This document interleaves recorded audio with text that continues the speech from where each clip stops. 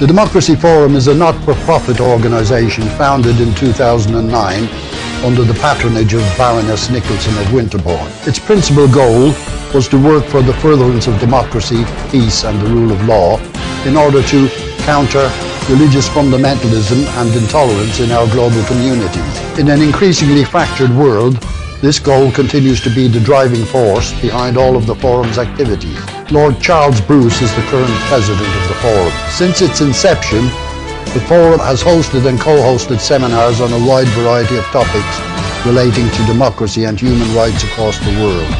The Democracy Forum encourages academics, students, journalists and other socially and politically conscious people to attend our seminars and to participate in the question and answer session. Details are available on our website, thedemocracyforumlimited.com. The Democracy Forum brings you another not-to-be-missed webinar. Afghanistan's humanitarian crisis, the way forward. Afghanistan is on the brink. Since the Taliban takeover in August 2021, insecurity has given way to a humanitarian catastrophe. After years of conflict, today the Afghan people, impacted by drought, COVID-19 and an imploding economy, face cold, starvation and displacement, as well as declining rights and freedoms under the new regime. The situation demands a global response. Can the international community veer away from politics and view the crisis through a broader lens? Will it make a consolidated effort to help the Afghan people through humanitarian, logistical and financial aid? And will the Taliban never honor their pledge to reform, thus reducing the risks of a mass refugee exodus and spreading extremism? To discuss these and other crucial issues, please join our panelists, bringing your questions, comments and insights.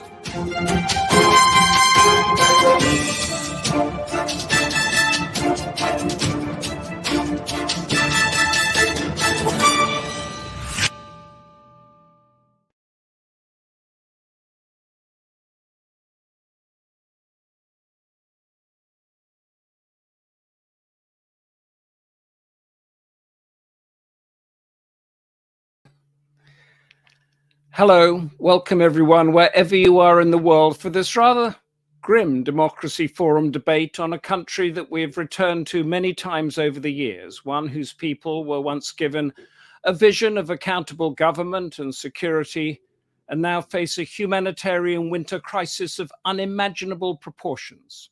Afghanistan, a humanitarian crisis, the way forward, is the title of our debate. In the summer, our television screens were filled with the Taliban takeover of Afghanistan. Now the news is headlined with the consequences and the high-stakes conundrum for Western democracies. How to help the Afghan people without helping, legitimizing, or formally recognizing the Taliban government. Or why can't they? And what about the less democratic regional powers, Iran, Turkey, Russia, China, and then India, which traditionally is one of the biggest providers of humanitarian aid to the region? How do they and the West work around the barriers of legal rules brought in through sanctions against the Taliban? These are very difficult issues, politically and morally, and we have a knowledgeable and hardened panel to give us insight. Christine Fair, Timor Sharan, Lynne O'Donnell, Arne Strand, Jean-Paul Faguet. Summing up will be Democracy Forum chairman Barry Gardiner, a British member of Parliament who has witnessed firsthand in his constituency the plight of those fleeing Afghanistan and of the loved ones left behind. But to begin with, we go to Democracy Forum President Lord Charles Bruce, who, as with all the Afghan and other debates, will lay out the canvas for our discussion today. Lord Bruce, the screen is yours. Since the West's flight from Kabul in August last year, the dire warnings voiced by the United Nations and by many other international development agencies of the very worst that could befall Afghanistan and its people during the winter months have tragically come to pass. While our webinar today addresses the unraveling humanitarian crisis, our panelists will be focusing their attention on finding a way out of the current situation and we're very grateful that they have agreed to share their thoughts with us. Despite the wide range of issues affecting democracy and human rights in the Asia-Pacific region, which are all worthy of our attention, I think you'll agree that it is vital to continue to shine a spotlight on the plight of Afghanistan. And I'd like to thank the team at the Democracy Forum for arranging this event and for the continuing editorial response of Asian Affairs magazine, our sister publication. And as always, on your behalf, I thank Humphrey Hawksley for agreeing to chair the proceedings. With a falling currency that has dropped by 25%, Afghanistan is now officially the poorest country in Asia and is now fast becoming the world's worst performing economy. Caught in an economic trap that has allowed it to become over-dependent on imported food, Afghanistan faces the bleak prospect of wide-scale starvation this winter, where 98% of its population is receiving inadequate nutrition, and where UNICEF estimates that over 1 million children may perish. The military chaos left by the departure of the United States and its allies from Kabul 5 months ago has quickly translated into economic chaos. Overnight, the Afghan government lost 80% of its funding, while its central bank reserves of $9.6 billion, equivalent to half the country's GDP, have been frozen, thus paralyzing the banking system and leaving 300,000 public servants, including doctors and teachers, unpaid. The crisis has extended beyond Afghanistan's borders as people affected by conflict and economic uncertainty have sought sanctuary in neighboring countries.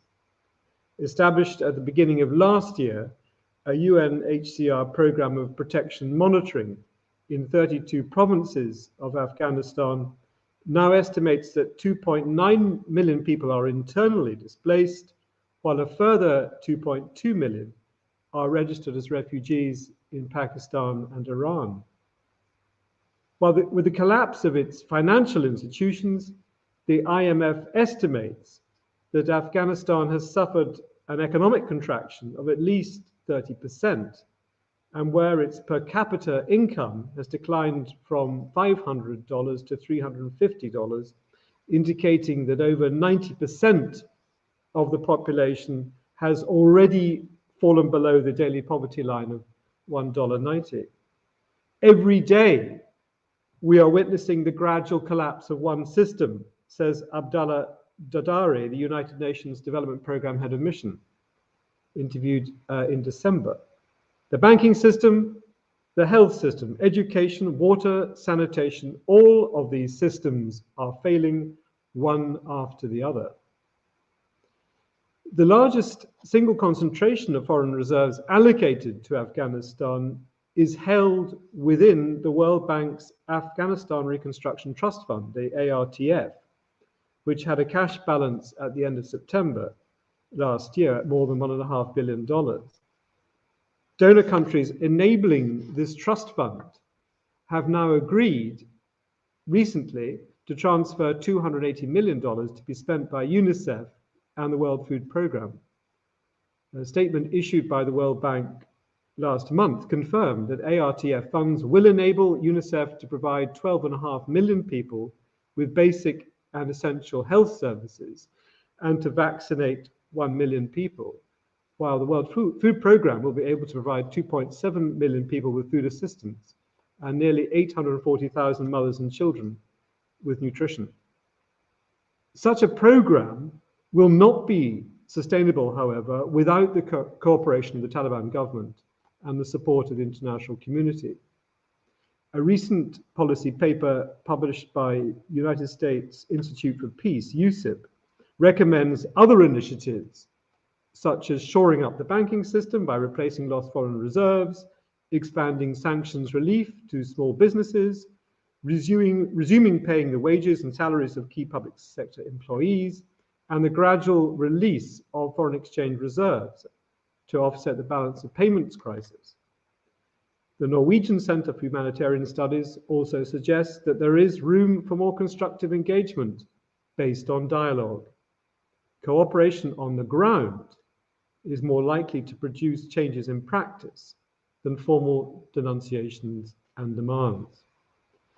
Well, clearly, this is a very grave situation in the state of flux, and I look forward to learning how our panelists perceive the future for this benighted country and its long-suffering people.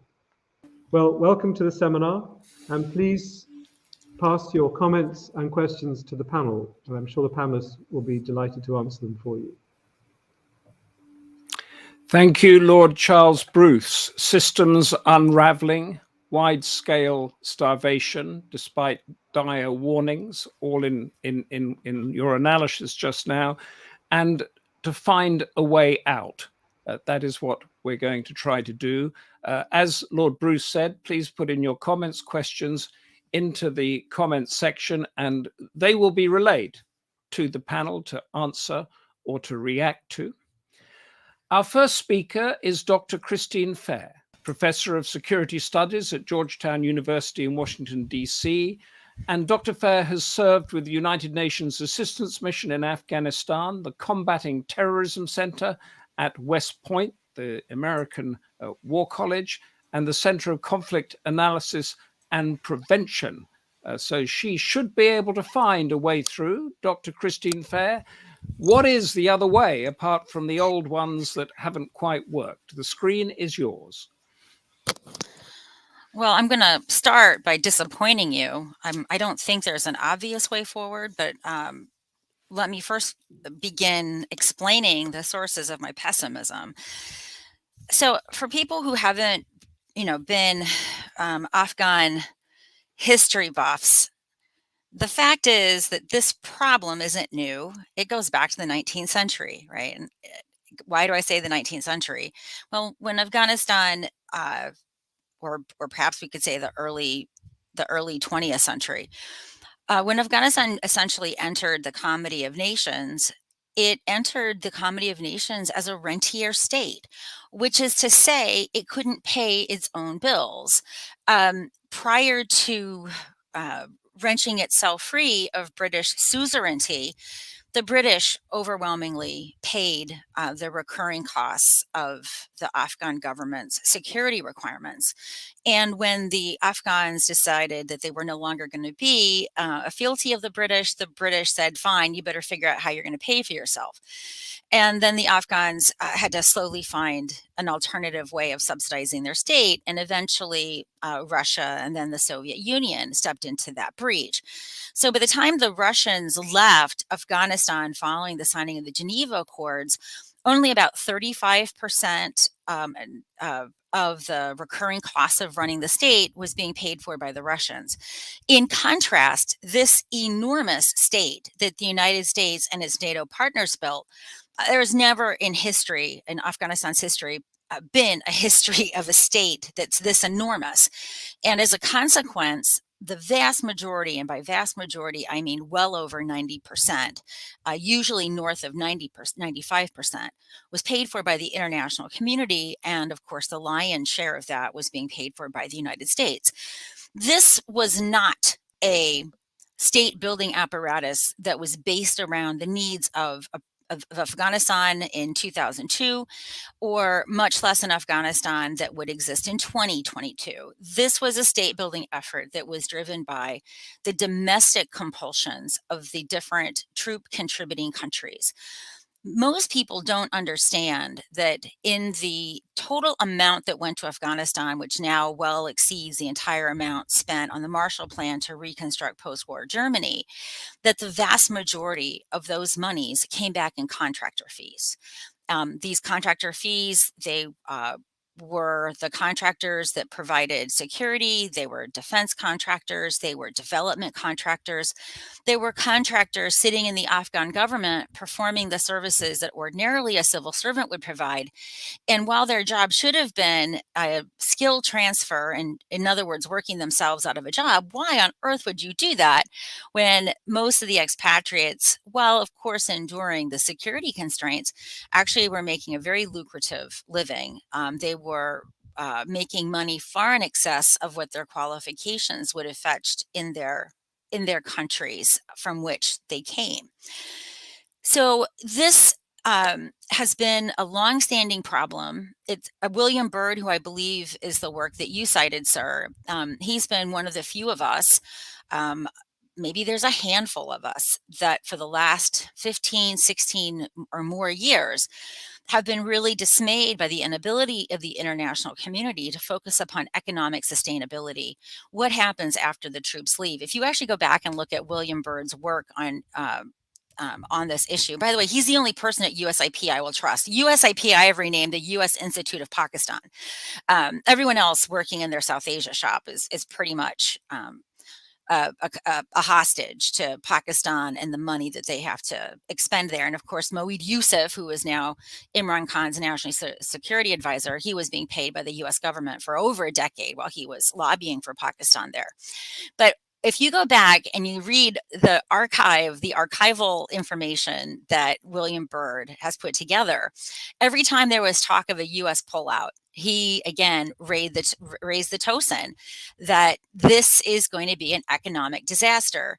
And then when the threats of withdrawal receded, so did any interest. But the nature of this collapse, the lack of international attention until it actually happened, coupled with, quite frankly, this ecosystem of corruption that was built by the international system, but also benefited an enormous number of Afghan elites, essentially artificially inflated the price of what it took to run that government, right? If there hadn't been this enormous inflation and corruption from the contractors, from essentially the lateral payments, I guess that's the euphemism, to get things done, we don't know what the real price of paying for this government would have been. And it really doesn't matter, because even though Ghani came in as a specialist in these affairs, right, he had this institute on fixing failed states, he didn't do anything of the sort. And when in fact he, ferreted his way out of Afghanistan on his helicopter, he also reportedly absconded with some fairly handsome sums as well. So this isn't a new problem, but as you noted in your introduction, when the Afghan government collapsed, all of those foreign subsidies that were keeping this rentier state afloat abruptly stopped. Right. So as you said, the ARTF wasn't able to issue payments to pay the civil servants, not all of whom are Taliban. I don't know to what extent, and we probably won't know because transparent data, independently confirmable data probably don't exist on whether or not the Taliban honored its pledge to keep the civil servants in place. But even if they did, they can't be paid, right? So we have this enormous problem. And the international, I'm not going to regurgitate the details on the dimensions of this human rights catastrophe. I'm going to just try to keep myself focused on the perils and the conundrum that faces the international community. So how do you aid and abet, or how do you aid the humanitarian crisis to relieve Afghan immiseration without abetting the Taliban? And that's essentially the crux of the dilemma. You ask some very, logical questions. Why can't countries like India provide aid? Well, the fact is, India in and of itself could never provide aid because Pakistan would never grant it overland routes. Pakistan, from the beginning of this conflict, this isn't the first time. I mean, this famine in Afghanistan is not new. It has been going on for well over a decade. It's that news of the conflict always crowded out news of the famine.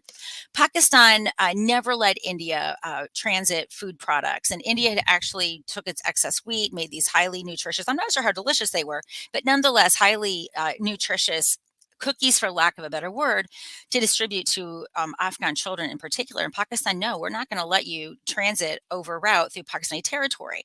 And so this was why the Chabahar port in Iran was so central to Indian interests, right? Because through Chabahar, it could offload Indian relief and then transit those goods into Afghanistan. But the Chabahar port had always had a carve out under Obama because the sanctions on Iran, there was a caveat that as long as the investments were going to aid Afghanistan, there would be this carve out.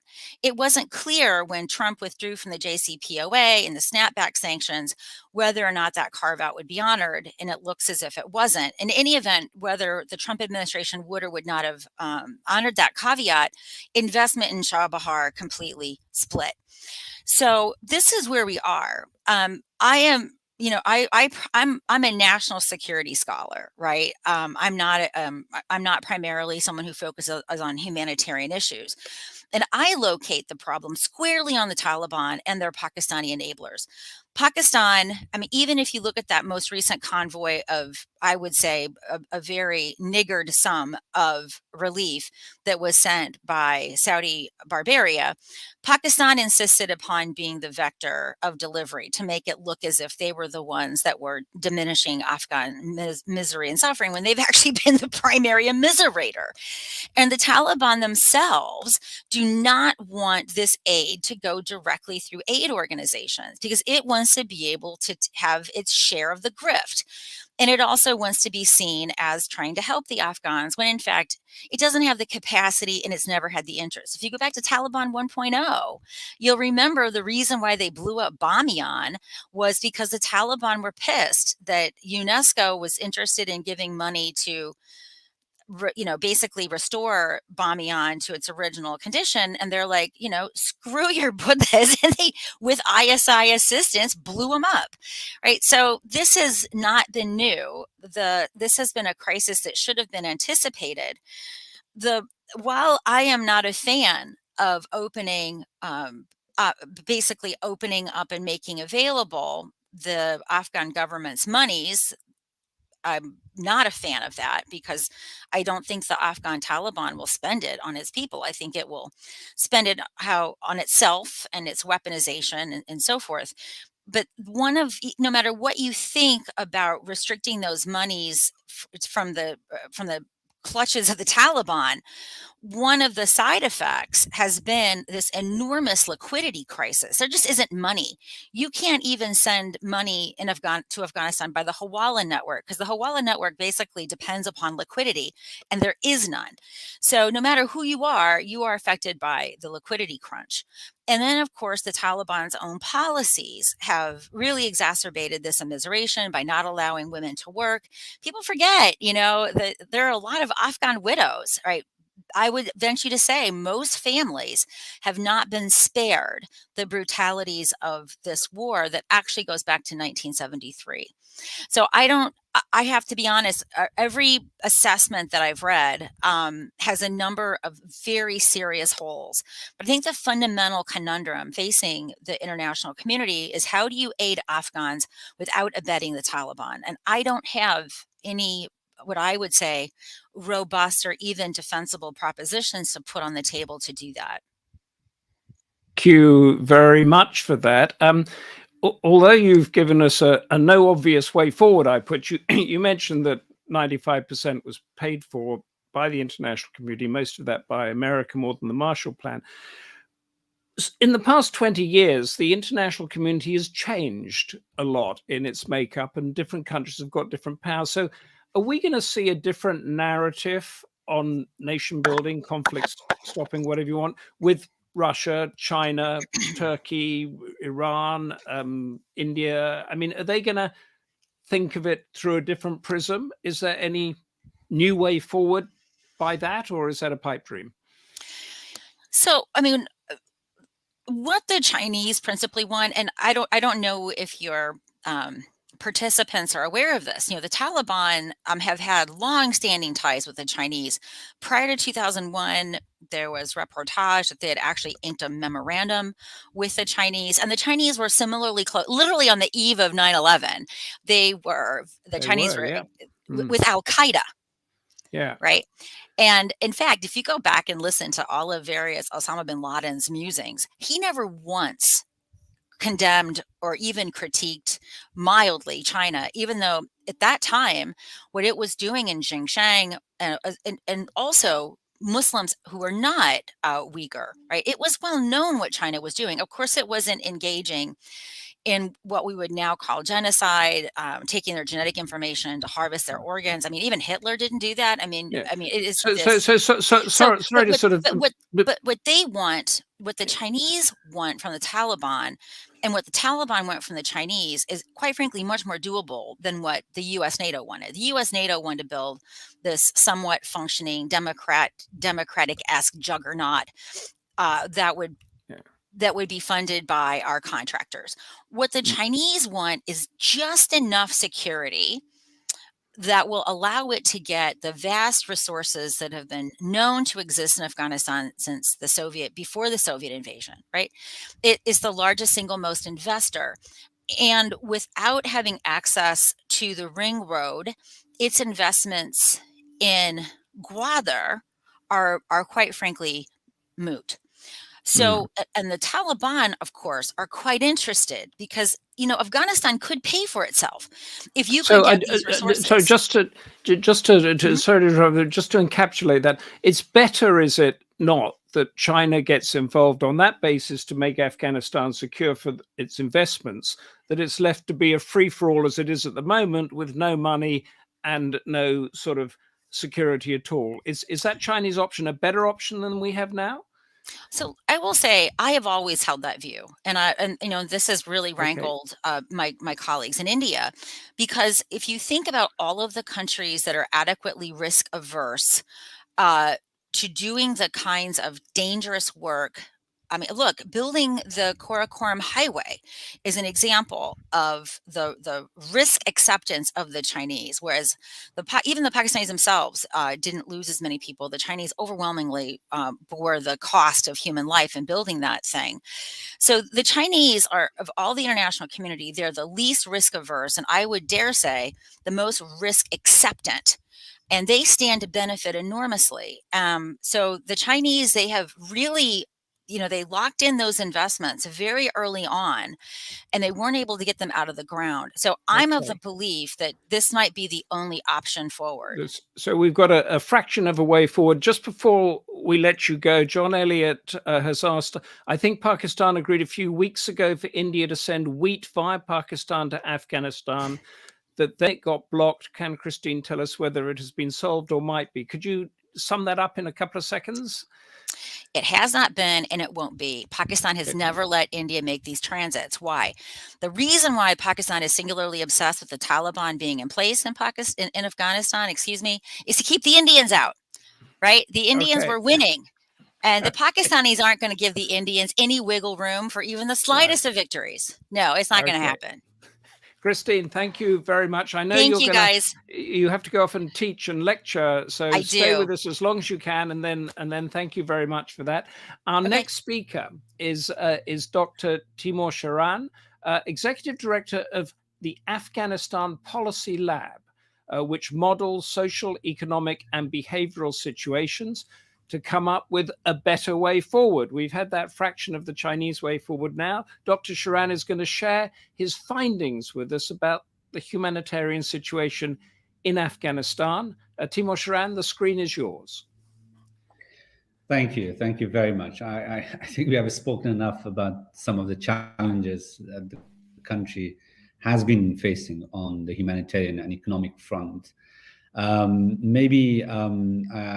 I straight go to some of the solutions and way forward discussion.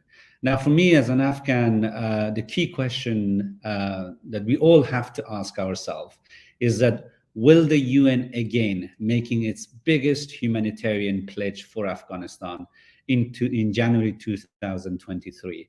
So are we going to be in January 2023 talking about the same issues? Because with the current band-aid effort to address the economic and humanitarian crisis in the country does not seem very sustainable for Afghans. No Afghans waking up in the morning and aspires to line up to get food. We need to get people income and job, and get the economy running, starting. And the biggest question for Afghans, how long will this misery go on? And is everyone doing everything they can to end this misery?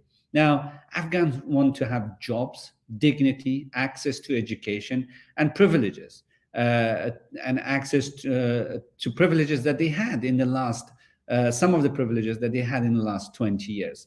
So 2 points from my point of view. One, on the US and international side, we should do a lot more. The US should show more political will and leadership in helping resolve the banking and liquidity crisis that was highlighted by colleagues. The banking, as rightly pointed out, the banking and financial liquidity crisis due to sanctions, and of course, some of the challenges around money, remains the most persistent bottleneck for the delivery of emergency relief and NGO operations in Afghanistan. And to be honest, I do not see this being resolved for foreseeable future with the current pace and discussions around around sanctions and liquidity crisis. We really need to think about seeking all the options that are on the table to get money inside the country. To date, Western Union, MoneyGram, and other cash services such as the Havalas, the informal transfer system to Afghanistan, has not been sustainable to respond to the magnitude of the crisis. None of the international and international and national NGOs have access to their full balances in their Afghan banks to pay running costs. Almost all of the organizations that I've talked in the country rely on some sort of hawala. And the problem with hawala is they're expensive, it's not sustainable, and it's not possible to scale up. From my conversation to various international and national organizations, at the moment, one of the ability of international organization, national organization to deliver cash for work aid is only around 5,000 households at any given time. And that is not enough for the scale of the problem. The commitment, financial commitment, is there. 2, the Taliban should demonstrate the ability to govern and make serious changes on a number of fronts. 1, on rights, particularly women's rights. In the midst of a humanitarian crisis, what is the Taliban signaling to the Afghans and to the international community? That their priority is not addressing the economic and humanitarian crisis that the country is facing, but in fact, how to please Afghan women, how to please civil society, media, and others. And that is absolutely problematic. Half of the population is not able to go to work. Significant number of girls are not able to go to school above primary school, and not a single Muslim country around the world has done this. So we ought to open the public schools, universities, and allow women to go to work. On political rights and governance, so far, a lot of restrictions on women, civil society, media. And what they need to do is to allow freedom of assembly and expression, to enable media and civil society to function. At the same time, we need inclusivity at all levels, not in the civil service, not just in the civil service recruitment, in the cabinet, but also in ensuring that the judiciary is represented and it recruits the best and the brightest of Afghans and reflect the diversity of Afghanistan. They ought to work with communities and shuras and give people voice and representation. Every single day for the past month, Afghan women bravely go to the street and demonstrate in Kabul and major cities. What happened in Faryab province in the north last week shows that the fragility of the new regime, especially given the exclusiveness to inclusion, to bringing in diverse group of people. Now, on the economic front, and that's my last point, and revenue collection. Now that the Taliban are in the government, and they seem to be claiming that they're collecting a lot more revenues because they're less corrupt somehow, and they're effective, they need to be transparent with the Afghan people. Where does that money go? If they're collecting a lot more revenue compared to the previous, to the Republic government, then where does that revenue go? There needs to be transparent about that. Why are not they paying the teachers, the salaries for the teachers, nurses, health workers, and so forth? I think what is happening is a lot of criminality and entrenched criminal networks taking advantage of the situation on the ground. And the more criminal groups are entrenched, there will be more disruption and the possibility of localized conflict at all levels. So this is not necessarily a dividend that the Taliban are saying with security, with them now in power, security has improved. Now, in terms of quick solutions, the shipment of cash, US dollar for humanitarian purposes needs to be scaled up, because the current level of getting around $19 to $20 million per week through UNDP to Afghanistan is absolutely penniless, nothing compared to the scale of the problem. Expanding sanction reliefs and clearer guidance from the US so that private companies could move in and take more risk in getting the money to the country is important. We also ought to explore other ways of using e-money through mobile phone and others that we have done, humanitarian organizations have done in Syria and Yemen. And I think those are key issues that we need to address. Happy to come back and discuss some other issues around civil society and human rights aspect of the humanitarian crisis.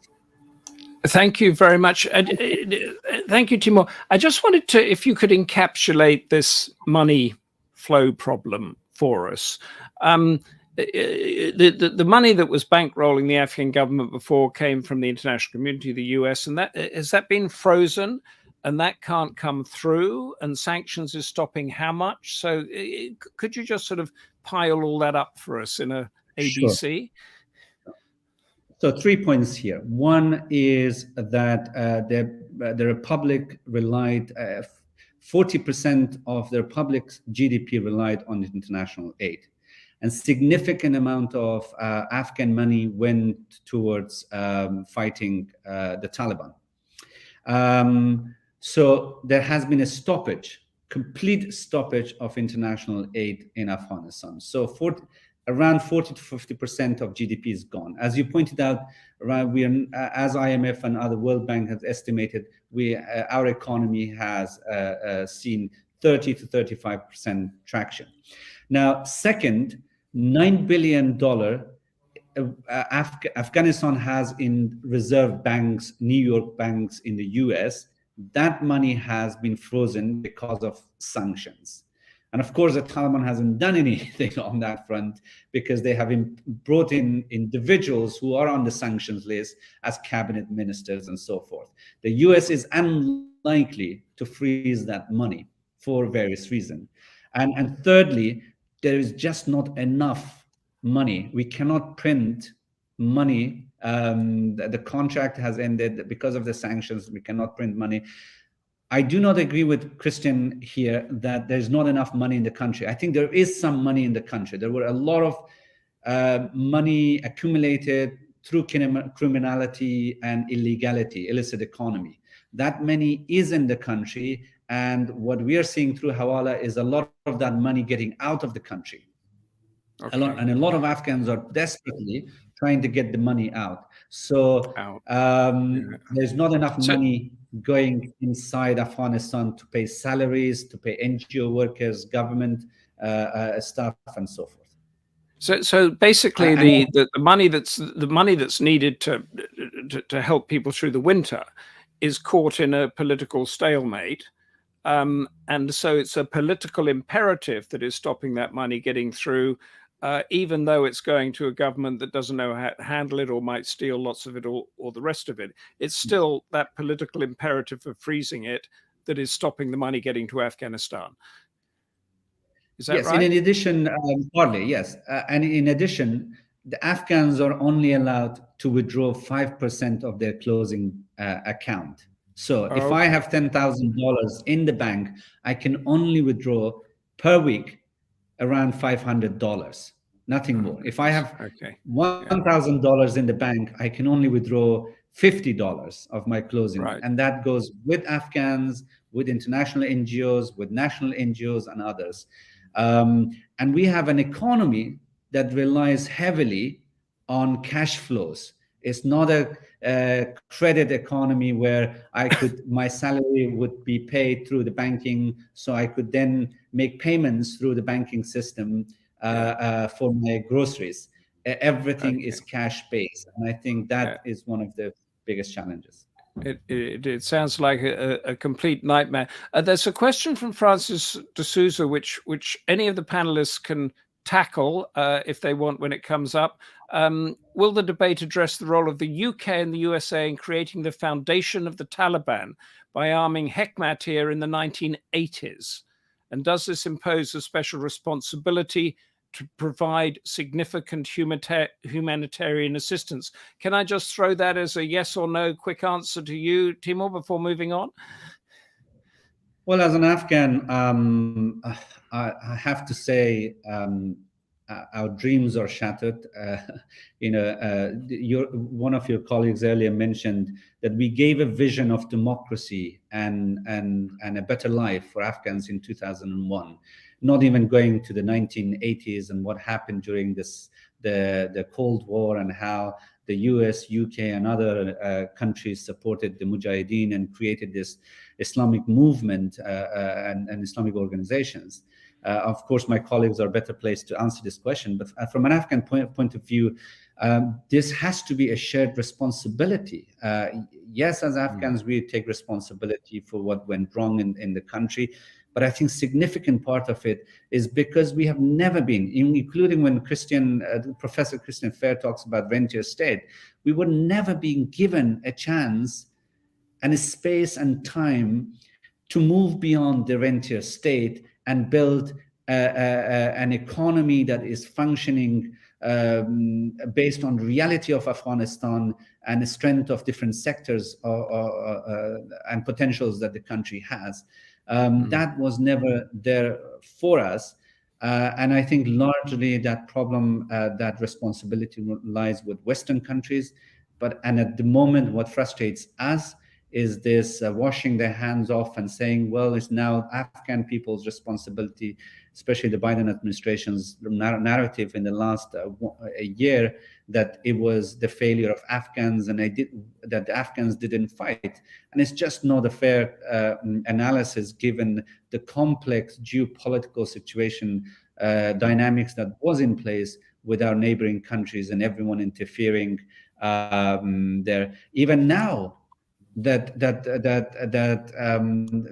clearly largely Pakistan seems to be in control. They doesn't seem to be doing a very good job of governing that part of it, or enabling their clients to govern that part of the world. Anyway, I leave that to my colleagues to answer. Thank you very much, Dr. Timor Sharan. It's a great insight there. And now we are moving on to Lynne O'Donnell, a journalist, correspondent, magnificent stuff in foreign policy in the past few months and other magazines. She headed up both the Agence France Presse and Associated Press Bureau in Afghanistan and has covered the country, I think, for most of the past 20 years. Lynne has seen this crisis unfold from the grassroots villages to the decision-making corridors of power.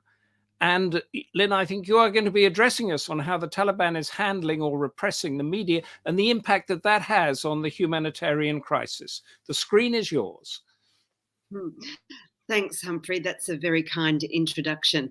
I do think that I'm the only journalist who was there in Afghanistan when the Taliban were pushed out of power by the Americans, and there again 20 years later when the Taliban returned and the Americans turned their lights off at Bagram and snuck away in the middle of the night. So it has been a very long arc. And I was there on the ground for the last 3 months of the war, covering the developments and the rollout of the Taliban battlefield strategy from across the country, from front lines across the country, as you said, for foreign policy and for other publications as well. And I think, and I was on the last commercial flight out on the 15th before the Taliban came in, purely coincidentally, but quite fortunately, I think I was working very closely with my friend and colleague, the Pulitzer Prize winning Afghan photographer Masood Hosseini, and we left together, and we were very relieved that we did. But I think what I've seen in the 5 months since then is an awful lot of revisionism, especially in the first couple of months when there was really very widespread shock about what was going on and the scenes that we were seeing, and the failure of the NATO allies to properly and thoroughly look after Afghan people who had worked with them, and even to get their own people, passport holders, their own citizens out of the country. It was a huge schmozzle, and there's only a few countries in the alliance that I can think of that did a good job, France being one of them, Germany the other. Everybody else just patted themselves on the back for a job not very well done at all. And now we've seen, as we've heard from Christine and Timor, it's all closed, it's all over. The revisionism that I'm referring to is really about the state of affairs before and after the Taliban. Starvation, poverty, violence, ethnic disparities. It was all pretty bad beforehand. Every single year, the WFP, UNICEF, whoever, said that however many million people, that last year it was 11 million people, faced food insecurity in the winter months. They'd put their hands out, they'd ask for more money, even though they'd been there for decades. So, why wasn't the situation better? The FAO has been there for decades as well. So why are Afghan farmers still unsustainable and haven't been able to grow their way out or produce their way out of the drought that has prevailed, as we've already heard, for 10 years? In the area of the media, which I've been very interested in for many years, I wrote my MA dissertation on it as well when I was doing a war studies master's a few years ago at King's. I have followed my colleagues in Afghanistan's media space very closely and with great awe and respect, to be honest with you. The way that all started was, the money flooded in after 2001, and some funding went to set up magazines and news agencies and newspapers, etc., radio stations, TV stations. But it was really between 2010 and 2015 that we saw an enormous amount of money, $1 billion US, poured into specifically developing the Afghan media space.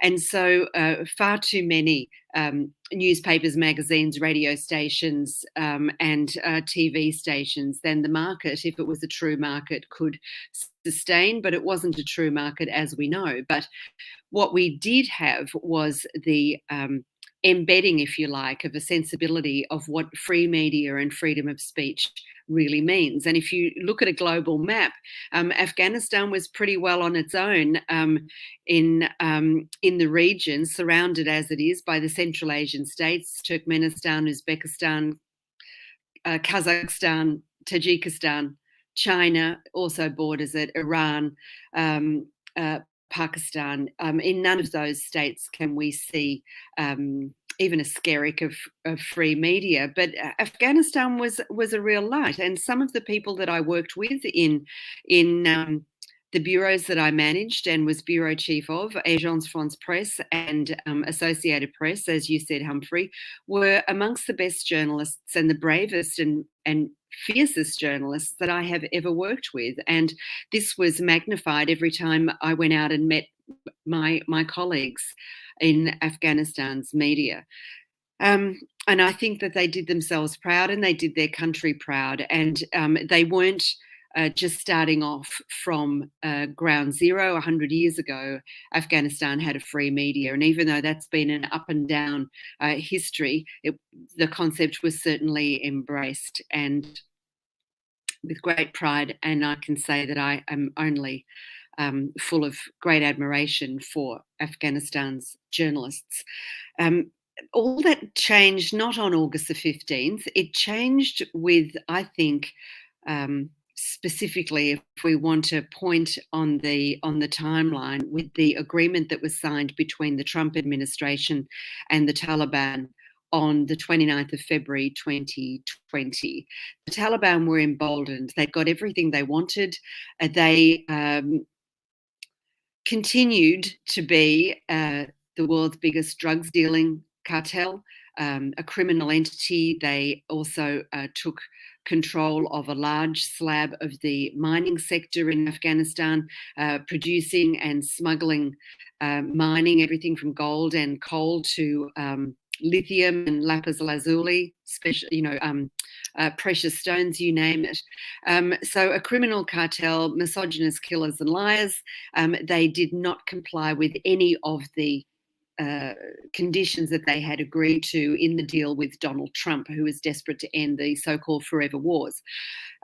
What they did do was escalate their attacks on the Afghan security forces and embark on a vicious assassination campaign against civil society, government ministers, professional women, judges, police, military leaders in Kabul and other cities, and journalists. And journalists were specifically targeted and killed. And so over the last 2 years of the existence of the Republic, journalists flooded out of their profession in fear of their lives and in fear of the lives of their families and under pressure. And they stopped working in media and stayed in Afghanistan, or they left altogether. So, a huge brain drain out of the media sector.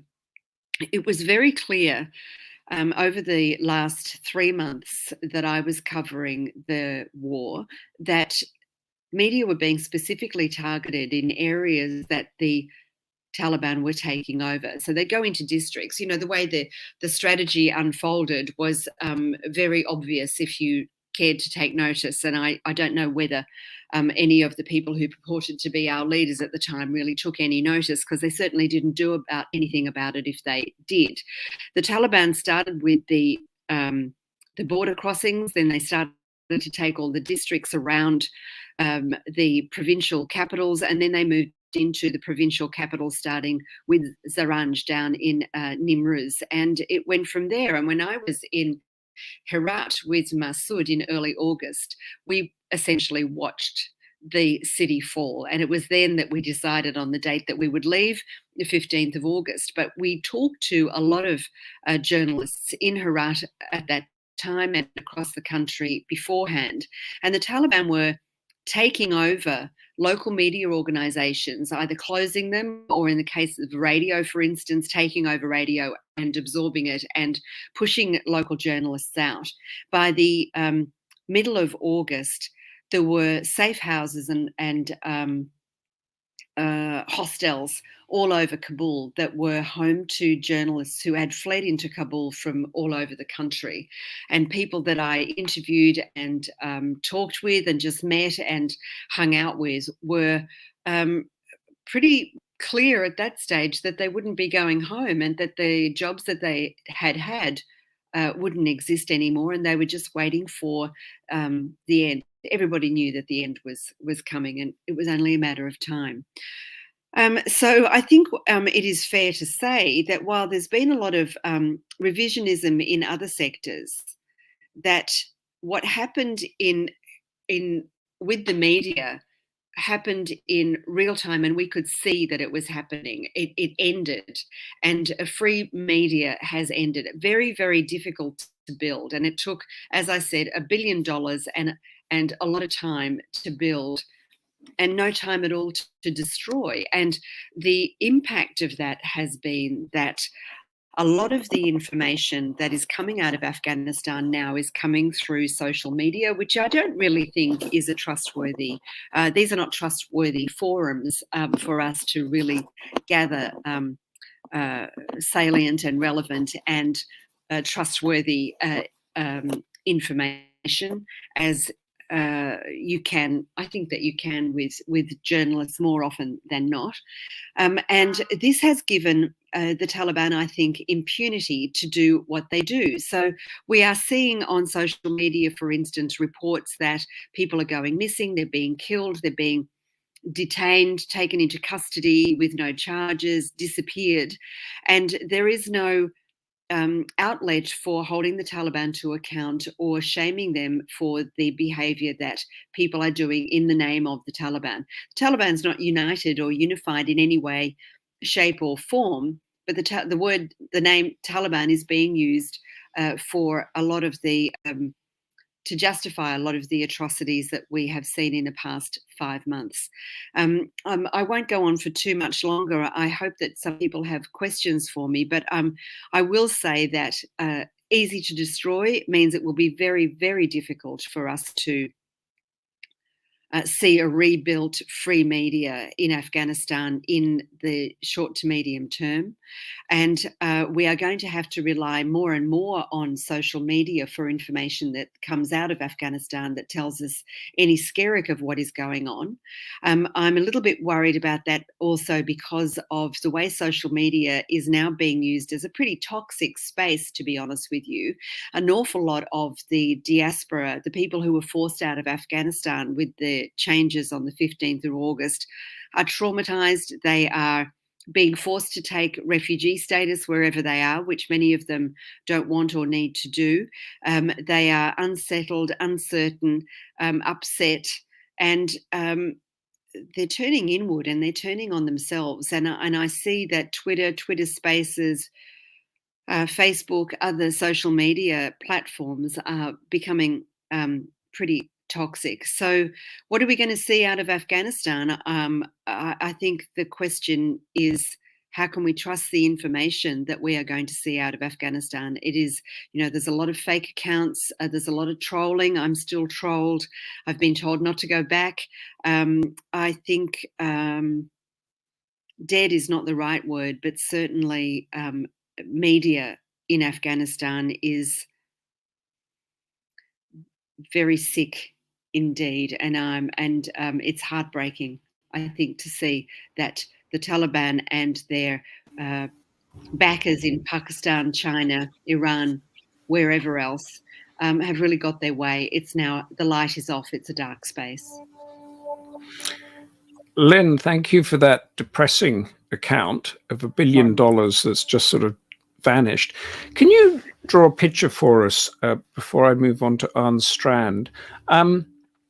The frozen money we're talking about, the food supplies, getting stuff through. If there was a flourishing media in Afghanistan, that message would be getting to the politicians in Europe and in the US and that, in order to push things and make them happen. To what extent do you think that those institutions in the West and other donors are responsible for looking through that and saying, right, there is no media there, but we have to act and we can't just react to the headlines? Or if you could give us a picture of that. Yeah, I think that the United Nations agencies have operated without accountability and with great impunity in Afghanistan for very, very many years.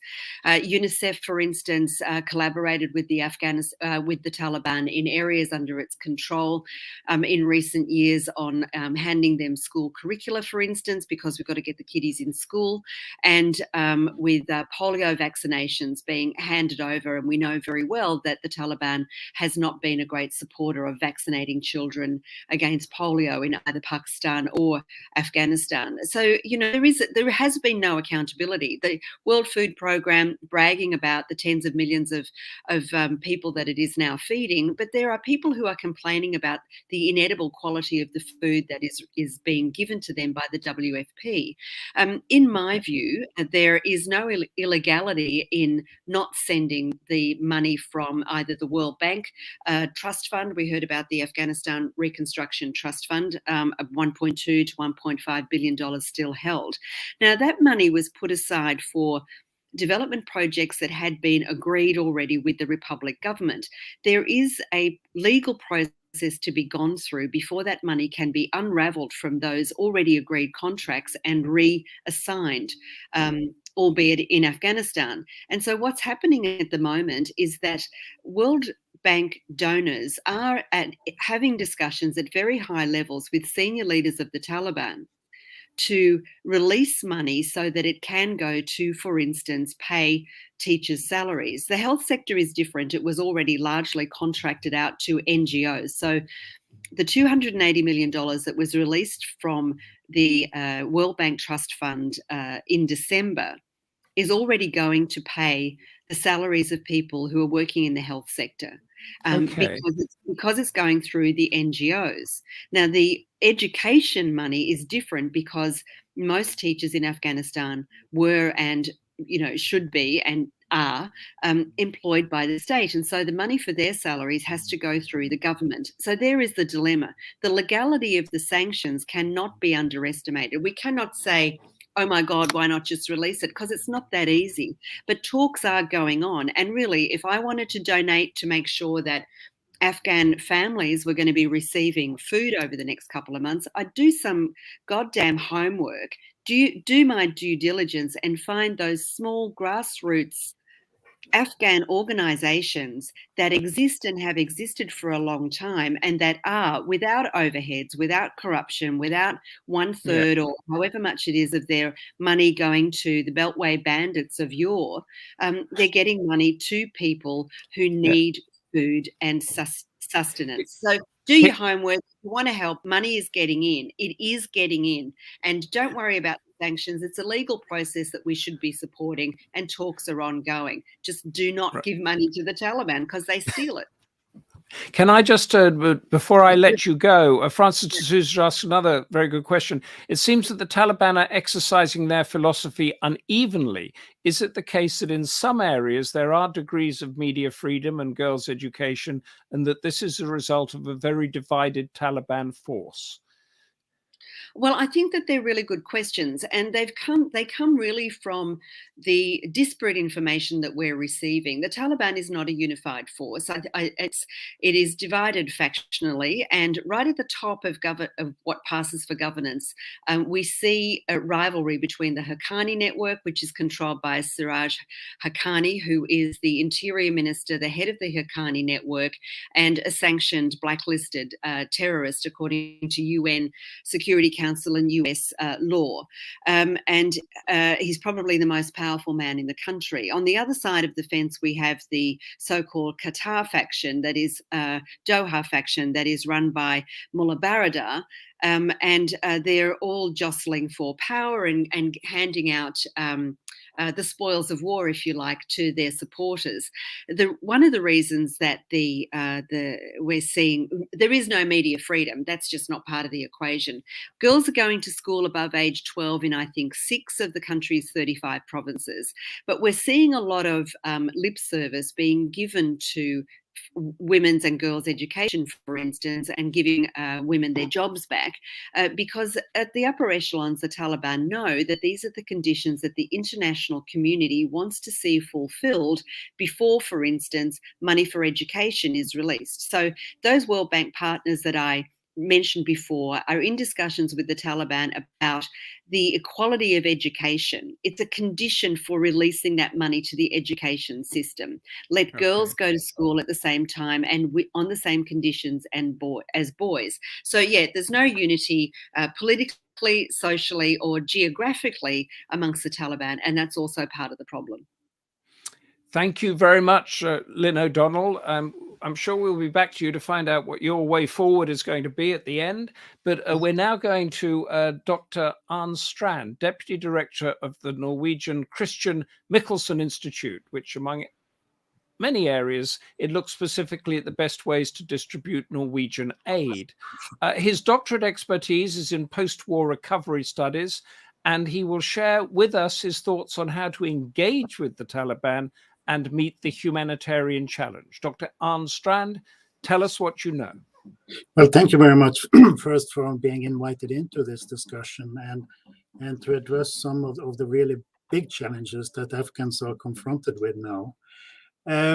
I'm faced with a bit of difficulty because Timor Sharan actually addressed a lot of the issues and that I've already was thinking to speak about, and in a much better way than I ever will be able to. But I'll go into some of these issues that might have not been addressed up to now. But first, I'd like to take us a bit back because, as has been stated before, there has been no doubt that this humanitarian crisis that has been building up has developed over a number of years under then what was the responsibility of the previous Afghan government led by Ashraf Ghani. But what is less being focused on, and which is part of my concern, is that it's not only a humanitarian crisis that has brewed, it's also that the poverty has gradually increased in Afghanistan since 2014, despite all the billions that we just spoke about being injected into the economy. A part of this can be explained by corruption, but not all of it. A part of it is also explained that some of the priorities of the international community was probably, as was also stated, going more towards the military buildup and the war on terror than it actually was allocated for the building of the state and towards the building of the governance and democratization of Afghanistan. So let's take that as a basic start. I think the main issue is then really how can we now get funding into Afghanistan? The international community, because of the sanctions, has agreed that there is somehow a possibility to fund what is defined as humanitarian plus, that can include not development assistance per se, but support for education and for health. So the development space that could actually have done something about the poverty is also something that needs to be kept in mind already now to be able to meet some of the challenges. Yes, the Hawala system is probably functioning better for smaller NGOs than where a major amount of funding needs to get in. Some funding is coming in dollar-wise with the UNDP, but Timor Sharan is very correct that this is not sufficient. But two more things, because we can't then somehow overlook the private sector. The private sector needs access to funding, and even if it's available inside Afghanistan, the restrictions are also equally imposed on them of getting access to the funding. This all relates to the sanctions and how those are applied. I've worked with Afghan NGOs since 1988, 89. And toward these comments of possibility of utilizing them, yes, absolutely. They have often better grassroots control and influence than a lot of the international NGOs, though that vary.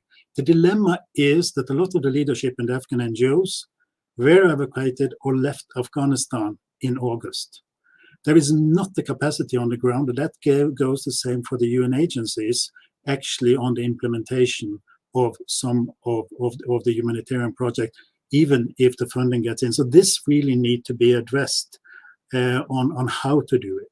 Then a bit more nuance. I surely agree that part of the dilemma now is to really to both assess the information getting out of Afghanistan and verify it. What we are trying to do is, with a research project of having Afghan researchers going to different parts of Afghanistan now, to get some feedback on what is really going on in the provinces and in the communities. And on the positive side, just to bring that up, there is less war. There is not 10,000 being killed every year. That implies, for at least for the international agencies and for the UN, it's possible to move. It's possible to move people. It's possible to move.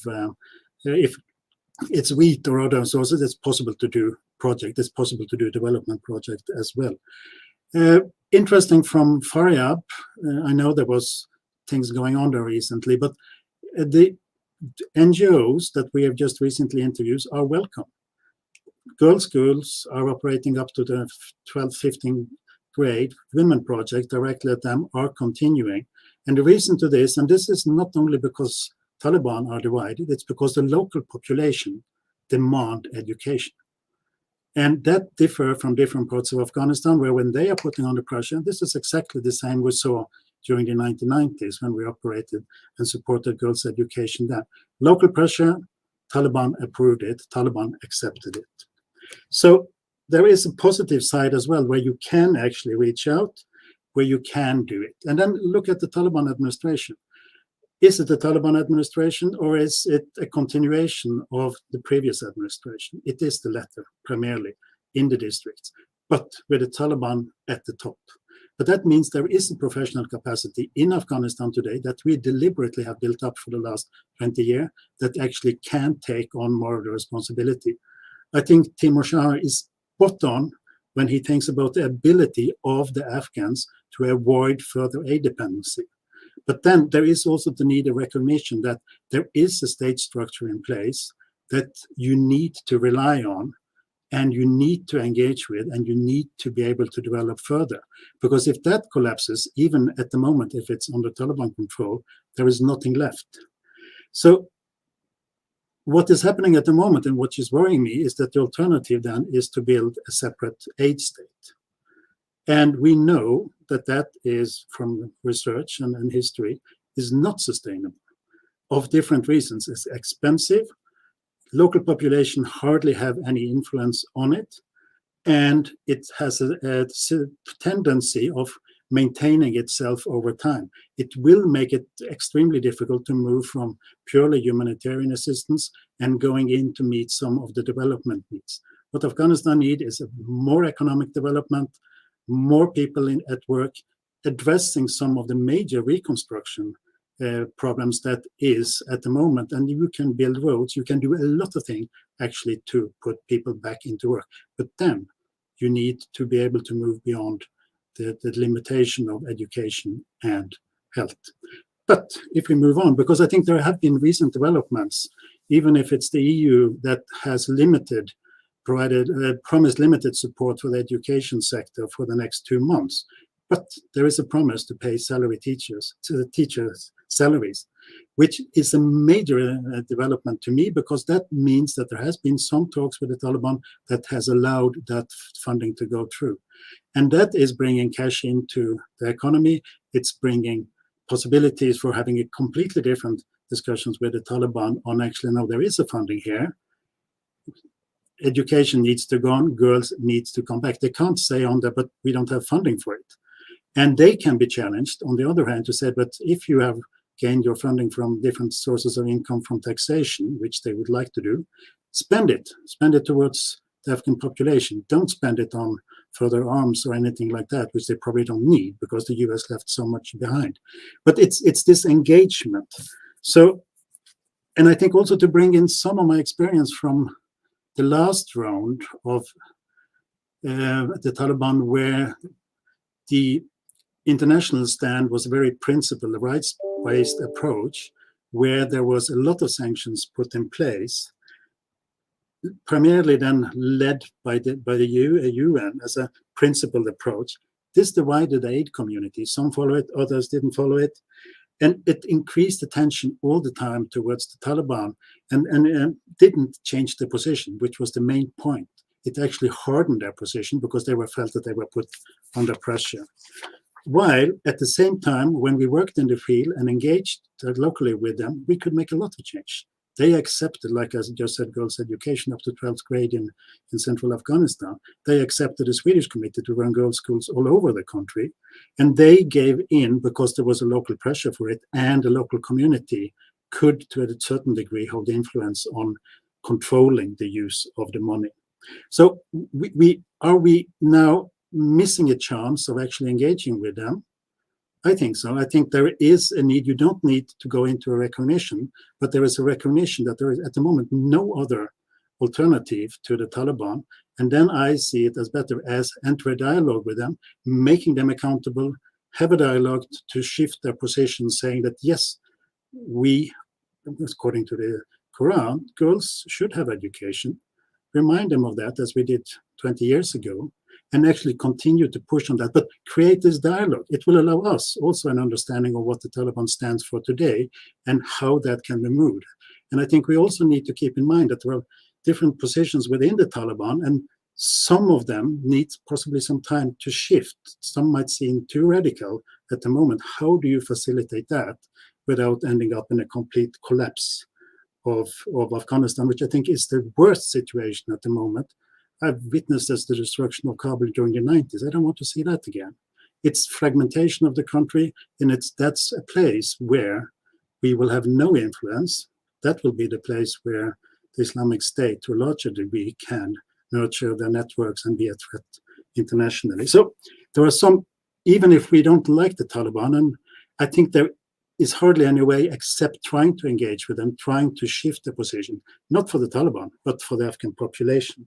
So maintaining at least a minimum of an active state role is also then where we need to have that kind of engagement. It's also because there is a way now to save some, or to secure some of the investments we made in Afghanistan for the last 20, I would say 40 years, on supporting the Afghan population. So the alternative could be, and that's where the references to China, Russia, for that sake, Pakistan comes in. They might be willing to engage with the Taliban government on completely different ways than we would like to have that engagement.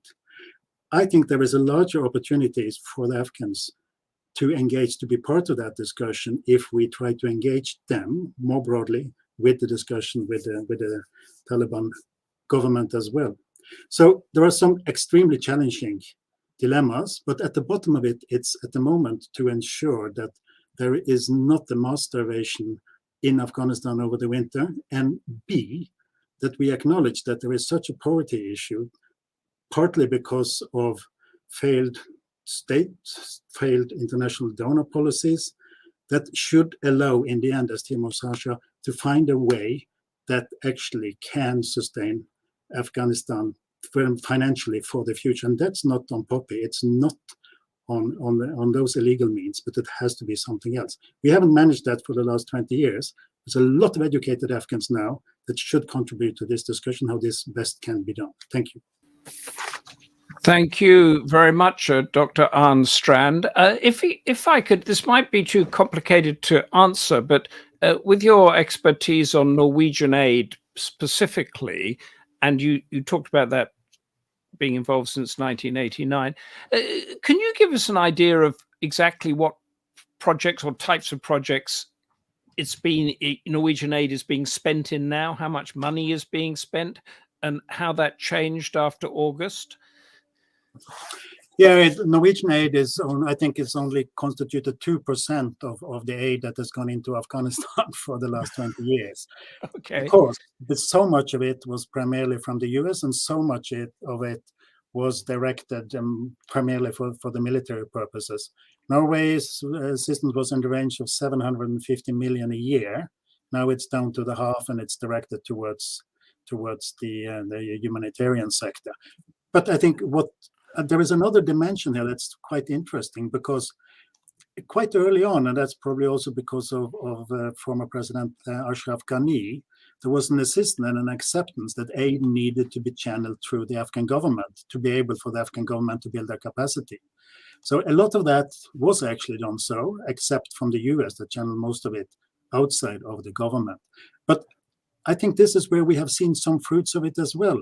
There has been a capacity building of an Afghan state with a lot of civil servants that is very capable of running the countries. So my concern now is that a total collapse of these kind of functions will set Afghanistan back. But is Afghanistan, I mean, because the Christian Michelsen Institute looks at Norwegian aid in total around the world, is Afghanistan your biggest problem, or do you have other problems like that? I'm saying that because when we get to Jean-Paul Faguet in a couple of minutes, we are going to widen this thought out. So where does Afghanistan rank in the problems of distributing aid? I think it places itself squarely into the dilemmas that the international community is faced with in what we often define as fragile states. And it's the challenges is equally large now. We can take Somalia, we can take Syria.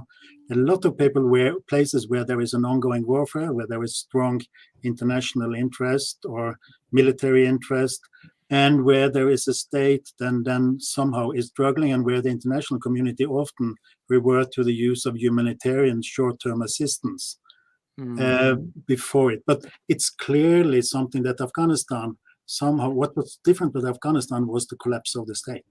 Yeah. Okay. And all the discussion that brought about, and how we are going to address it now. Thank you very much for that. And as I said, I mentioned that because we're now going to Jean-Paul Faguet, Professor of Political Economy of Development at the London School of Economics. He looks at institutions and organizations that underpin development and transformation. And much of his studies have been in Latin America and elsewhere outside of Afghanistan.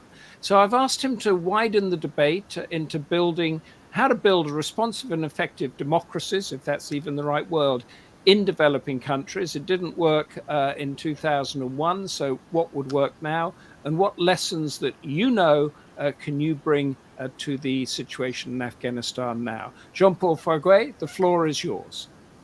Thank you. Thank you very much for that very kind introduction. And thanks to Lord Bruce and the Democracy Forum for the invitation to join such an illustrious panel, which honors me. I've got some slides, so we'll just go through them quickly. As Humphrey just said, I'd like to broaden out and talk about effective government and also effective politics in developing countries in ways that lead to better governance and hence faster and more comprehensive growth. I'm not an expert on Afghanistan or that region, so I'm trying to bring lessons and insights from a broader literature. The ideas that I'll be putting forward come from this book, and next slide, please. Also, these two papers in those journals, if anyone listening would like to probe deeper. And if you are going to probe deeper, the place to start is with the last one in that Journal of Democracy paper, which is the broadest one that looks at the broadest range of countries, and then maybe map it back through the other two pieces. Also, the website linked at the bottom is something that some colleagues and I built just in terms of expertise as a public good to disseminate all of this plus a great deal more in terms of interviews, databases, etc., on which we base this research. So next slide. Yes, thank you. Let's start with effective government. I want to start with a simple static or structural model of government in a developing country before moving to a more analytical dynamic model. So next slide. The ideas here are really straightforward. I don't pretend that any of this is hugely original or controversial, but I think it is useful to put them all down in one place in a simple schematic form and consider how government happens, where it comes from, before we then turn to why do some places, either some countries or within a country, some regions or some cities, have better or worse quality government. So there you see in this figure the institutions of government in the middle of the figure. In a democracy, they are controlled by those officials are populated by politicians and their allies of a party or a coalition that win an election. So at the top center of the figure, you see political parties and politicians. They're involved in two quasi-market relationships. To the left, with their constituents, with whom they exchange promises about policies and actions they will take if they're elected. Vote for us and we will do X, Y, and Z in exchange for votes. But then to the right, political parties and politicians don't run on air. They need money for their campaigns and for their operations. Where do they get the money? Well, for the most part, in developing countries, political parties get their finance from firms and other economic interests in exchange for ongoing policy influence and influence over decision-making, assuming that they win and take power.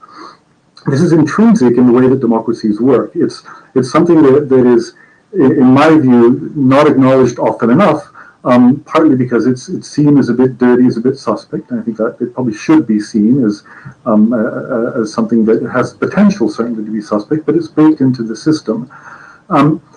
So when you run an election, one party or coalition wins power, they take over the institutions of government, and then there's a second order dynamic of interaction between those governing officials and those institutions of government and civil society organizations. And the exchange is downwards of services, policies, and actions by government in exchange for information as feedback from citizens and citizens groups, civic organizations, information as preferences. We want this, we need that, we need government to do the following for us. And also in most developing countries, some level of counterparts. So it seems odd to say this sitting in London, in such a rich, sophisticated city, but in many, if not most developing countries, especially at the local level, if local people want a school built or a road resurfaced or flood defenses erected, they're going to have to provide some services for free. They're going to have to volunteer some labor or some simple building materials like stones and sand. Next slide, please. So far so good, but that's sort of a descriptive model. That was a descriptive model of how government is constituted. So how can we explain more analytically why some governments are better and others worse? Well, the thing we're trying to explain is here on the right-hand side, government responsiveness and accountability. Why are some governments more responsive and more accountable? And it seems to me, and the lessons of the research of lots and lots of people who have looked into this across the developing world and also in Europe and North America, is that the first order causal factor that explains that is an open and substantively competitive politics. In a democracy where politics are more open, freer, fair, and more competitive on substantive issues, meaning issues that people care about, like education or health, equality, rights, etc., as opposed to beauty contests about which politician has a prettier smile or sort of trivial factors. Where they're open and substantively competitive, you tend to have more government responsiveness and accountability. But that substantive competition, that openness, these are not given factors. They're not given by God. They're not baked into the geography of different countries or different regions. They are themselves endogenous to two other factors, which are much more fixed or change much more slowly over time. At the top, economic interests and the way that they engage with politics, and at the bottom, civil society's organizational density. So it is simply true, even within a country, that if you look across localities, some places are densely populated by lots of civic organizations, and others have fewer, or they have civic organizations that take on a different form, that just look different. If we can have the next slide, please, and the one after that, please. So, thank you. So, where you tend to get a more open, substantively competitive politics is in places where you have a more diverse and heterogeneous set of economic interests that are providing that political finance to parties and politicians. Different firms, landowners, other individuals who are rich enough to finance political activity who care about different things. And so some firms may care, for example, about having a more educated workforce. And so they're interested in politicians that pledge to improve primary education, because by the time they hire people, they don't want to have to teach them to read. They need workers that are numerate and literate. Whereas large landowners, for example, may not be interested in that because they prefer workers who are illiterate, because then they can hire them as lower wage landless laborers on their farms. These are real examples from real countries. And so when you have that more diverse set of economic interests, they will tend to support different parties, different movements, different sorts of political expressions. And then on the lower side of this figure, where civil society has many active organized groups that can aggregate what people want and what people need upwards and represent those needs to political parties, then you tend to have more open, substantive competition. If we can have the next slide, please. And where a more diverse and heterogeneous set of economic interests interact with civic organizations that are active and aggregating upwards individuals' and families' needs and wants, where these two sets of forces interact via the political system, you'll tend to have substantively competitive politics that then leads to responsive and accountable government. If we can have the next slide, please. And so now I'm super summarizing. I don't expect this to be completely understandable because I'm just going through it very quickly for lack of time. But if I summarize some of the results of this stream of research, it's that neither economic interests, which is what the lobbying literature from the economics discipline tends to stress more, nor social forces alone, which is what's stressed by political sociology and comparative politics, neither of these by themselves can explain local government performance or the performance of different national governments. It's rather the interaction of both sets of factors. You have to study the interaction to explain the outcomes, understand why some governments are more responsive or more accountable and others less so. And the quality of politics appears to be endogenous to these sorts of interactions. Next slide, please. Now, the second thing I want to talk about is effective politics. What are the characteristics of developing countries' political systems that tend to lead to more effective politics?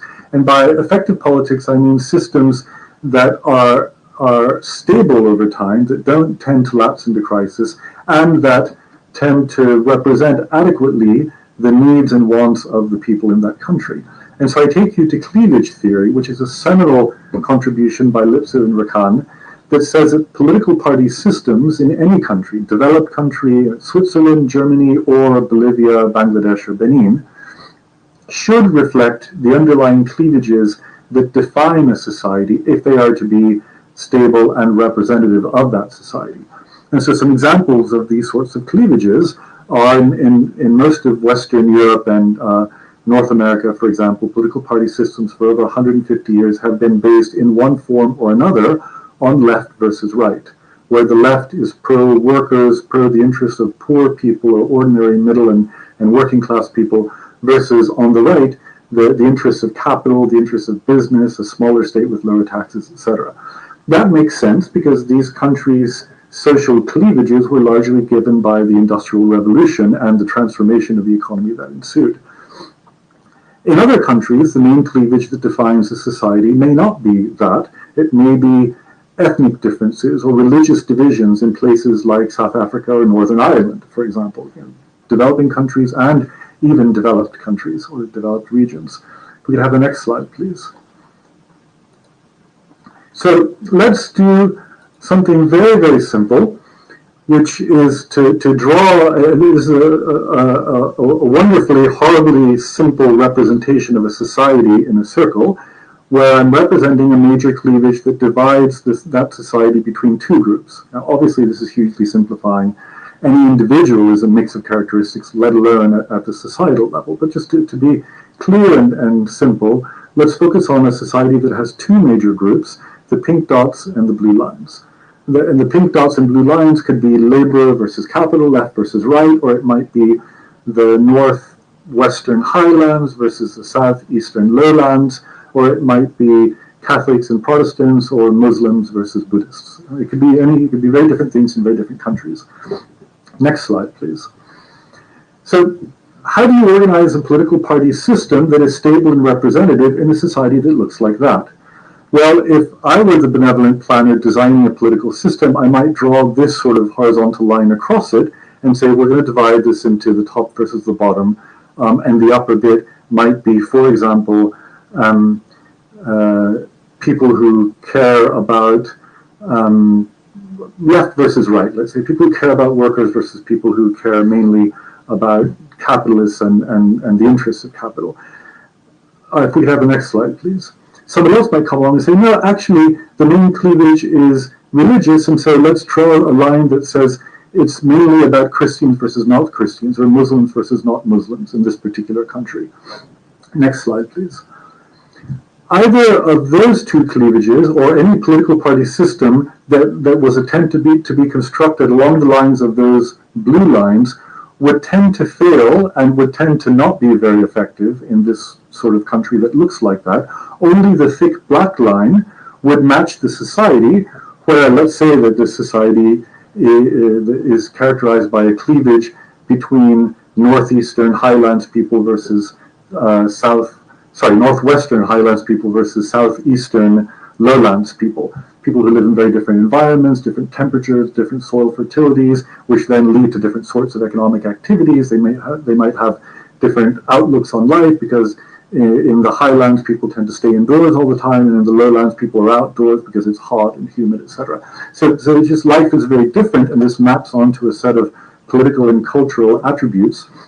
And the political system that is going to govern that country and aggregate the needs and provide services for those people needs to match that social characteristic.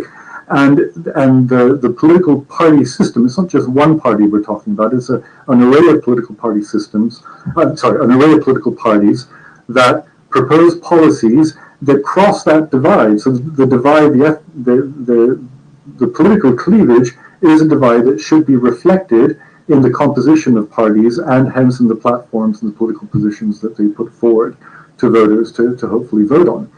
If we can have the next slide, please.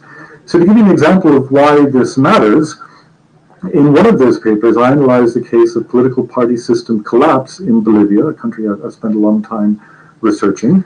And the super summary is that initially Bolivia had inherited from the 1952 revolution a left-right political party system. It's its own particular Bolivian version of a left-right system that simply did not match the real cleavages that dominate in that society, because Bolivia never had an industrial revolution. And so it's a country with very little industrial capital, where people work very hard, but you don't have a self-identified group of people who think of themselves as workers or the working class or a labor movement.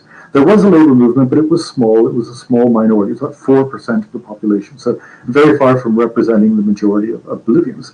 A particular institutional shock occurred in the late 1990s, which then led to that collapse, to challenges to that left-right political party system, which, because it did not match the society that it was attempting to govern, then collapsed. And those parties are gone forever. Those parties are never coming back. And a new politics arose, led by a new political party, the MAS, the Movement Towards Socialism, and its paramount leader, Evo Morales. So many of you know about Evo Morales, who have heard about Bolivia's first indigenous president.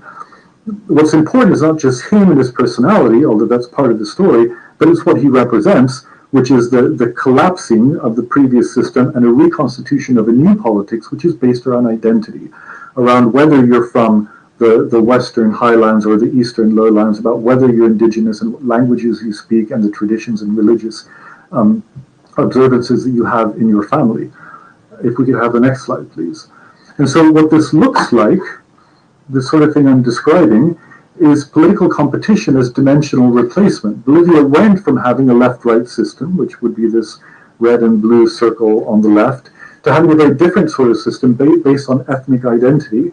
And when you got that dimensional replacement, so in this simple-minded figure that I've drawn, a shift of 90 degrees of the main cleavage in the circle from north-south to east-west, it makes all the previous political parties completely irrelevant. All of those leaders who invested for years, decades, parties that invested for generations in fomenting platforms, in articulating ideologies, in trying to reach out to voters and gain their adherence along a particular dimensional cleft, that is wiped off the map, and it's replaced by new parties and new leaders who say that left-right stuff is irrelevant. The reason that we're where we are now is that none of that ever mattered for Bolivia. What matters is who you are, the language you speak, and what you look like.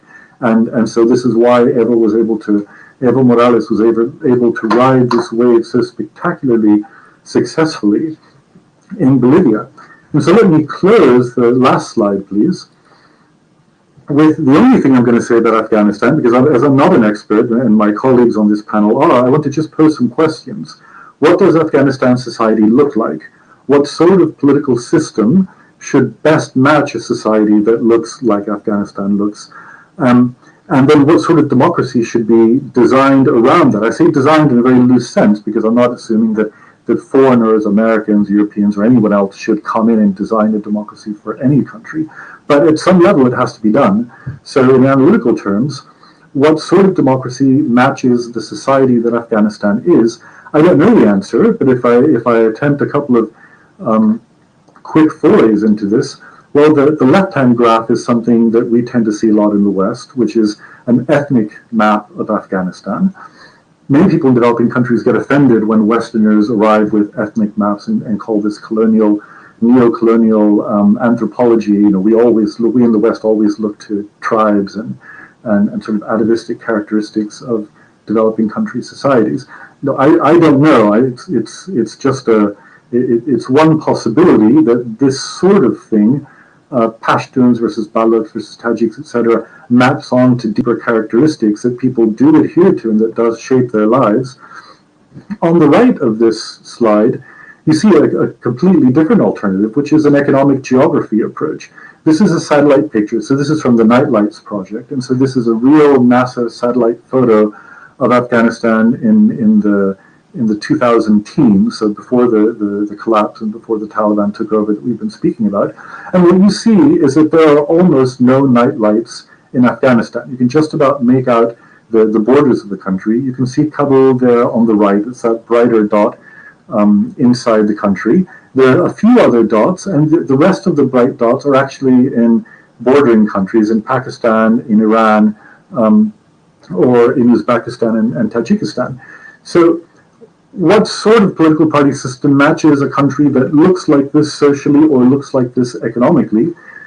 Christine mentioned at the very beginning that the state that the West built was super proportioned. It was exorbitantly large in historical terms. This suggests to me that it's exorbitantly large in economic terms, and a couple of the other speakers have mentioned this also, that it was the sort of thing that could never be sustained once foreign aid ended, as eventually had to happen, because you simply can't expect it to go on forever. So these are a couple of the questions, but I do want to underline that the political party system that a country has is not sort of random, and it's not simply local color. It does need to map onto something real that describes what the society looks like, if it's then going to generate a politics that leads to effective governance. Thank you. Thank you very much, Jean-Paul Faguet. I will withhold my own curiosity, because that was a great sort of overall presentation now, but I want to give to you one of the questions that's come in from our audience, and then I'm going to give a question to each of the panelists in the next few minutes. This is from Nadim Shah, and because of your experience elsewhere, Jean-Paul, if the Taliban, or if any government in control, continue to fail to provide for the Afghan or their people with basic needs and rights, can they be held accountable under international law? Oh, that's a really difficult one, and I think I don't know the answer because I'm not a lawyer, so you need to speak to an international lawyer about that. I think a government, the Taliban government that fails to provide for the needs of its people repeatedly over time would lose legitimacy internally as well as in the international space, and so they would be subject to international action of one form or another, either positively in terms of more aid or negatively in terms of sanctions and other forms of criticism. But can they be subject to international law, as in could you have an international legal process against a country that fails to provide for its people? Well, sadly, the suggestion from many other corrupt, ineffective, and violent governments around the world is no, not really. They're much more in abundance than there are cases of the opposite. Okay. Can I ask the next one to Timor, Sharan? Will this humanitarian crisis leave a generation of young Afghans unequipped to compete in a global environment? That's from Philip Bowman. Oh, the answer is absolutely. Some of the best and the brightest have left the country since August fall. They are in camps in desperate situation. Sorry, my kid is at the background crying. So in desperate situation, trying to resettle, they essentially will be losing, a significant amount of time until they are resettled in those host countries. But in Afghanistan, we are facing a major brain drain, no doubt. That's another question from Prashant Kumar, if I could just interrupt there. Is Afghanistan's brain drain reversible in the foreseeable future? And will this, along with the removal of women from so many spheres of life, condemn Afghanistan to a perpetual humanitarian crisis? That's a very good question. Yes, and my fear is this is going to be a major challenge. I don't think we are there yet in terms of saying this is irreversible, but we are definitely in a critical place where the best and the brightest are not really working, are not being used, including for the Afghan economy, including half of our population, 50% of, essentially around half of the population, 50% of women are not able to work and go to work because of the restriction and limitation imposed. So that's a major challenge. And let's not forget, the best investment international military intervention in Afghanistan did in the last two decades was human capital. Significant number of Afghan leaders went abroad, studied in the West, came back and served their country, including myself. So the country is now losing this generation of people. Of course, this generation of people, let me be very clear, was also responsible for some of the problems that we faced in Afghanistan. But if I may, Humphrey, just quickly come back to this question of Arne. I think that's a brilliant question. It builds on Professor Jean-Paul's lecture. I do believe, as someone who has worked as a deputy minister for local affairs in Afghanistan, local governance, I do believe that the political system that we have historically inherited in Afghanistan does not currently reflect the realities of Afghanistan's societal structure, both in terms of ethnicity and also in terms of tribes. And going back to Arne's question, brilliant question, what we inherited in terms of the Afghan modern state was what we inherited by the British. The British paid significant sums of money to Abdurrahman Khan in 1890s to come up with an iron fist, to create a very centralized political system in the country that everyone else, whether the former communists, the liberals, and everyone else built on it, including the post-2001 Americans, made the mistake of coming up with a very centralized political system that did not give voice to the Afghan people, to communities, to tribes on the ground, and that created serious tension. And I think one of the key reasons that the Republic lost the war was because the voice of Afghan people were not reflected. And the current mistake that the Taliban is doing, if they continue to expand their influence beyond Kabul with the current political system, will also likely to see fragmentation of Afghanistan. Okay, thank you for that. Lynne O'Donnell, can I give two questions to you, if you could wrap it up in a concise answer? Rimjin Sud, inclusive government must be at the heart of a stable functioning Afghanistan. Will the Taliban ever take this on board, or is the current exclusionary regime too much controlled by the Pakistan military, which has a vested interest in Afghanistan being a failed state? That is the question, not a Democracy Forum statement. And also, could you bring into that Ajay Pratap Singh Rator's question? India has been one of the biggest regional donors to Afghanistan's infrastructure and institutional development. What might be the future of this development cooperation under the Taliban? Lynne, thoughts?